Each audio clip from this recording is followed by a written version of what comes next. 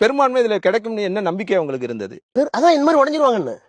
Sir Akhilesh ஆதரிச்சு வச்சுங்க, பீகார் ஆதரிச்சிருந்தது.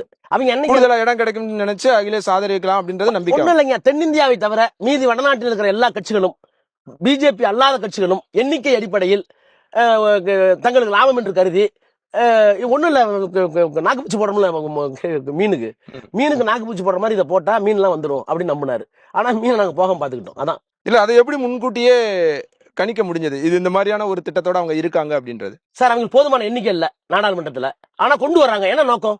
இதுல இருந்து 4 பேர் இருக்கிறது நோக்கம் சார். ஒண்ணு வேணாம், நம்பிக்கையில்லா தீர்மானம் கொண்டு வராங்க. 10 சீட்டு உங்களுக்கு இல்ல, 10 சீட்டு எல்லாமே நம்பிக்கையில்லா தீர்மானம் கொண்டு வராங்க. கவனமா இருக்கணும்ல, எங்கள்ட்ட இருந்து 10 பேர் போயிடுறது வாய்ப்பு இருக்குன்னு ஒரு அரசியல் கட்சி. அது மாதிரி நம்பிக்கை பெரும்பான்மை இல்லை என்று தெரிந்து கொண்டு வருவதற்கான பின் காரணங்களை ஊடுருவி கண்டுபிடித்தது திமுக தலைவர்னு சொல்ல வரேன். இப்ப இந்த ஒரு விஷயத்துல எல்லாருமே ஒரு புள்ளியில மொத்தமா ஒண்ணு சேர்ந்தாங்க, அல்லது நீங்க சொல்ற மாதிரி முதலமைச்சர் ஸ்டாலின் அது எதிர்பார்க்கல. பெரிய ஆச்சரியம் உங்களுக்கு, பெரிய ஏமாற்றம். அன்னைக்கு முகத்தை பாருங்க, நாடாளுமன்றத்துல அமித்ஷாவுக்கோ மோடிக்கோ அவங்க முகத்தை பாருங்களேன், எள்ளும் கொள்ளும் வெடிச்சது.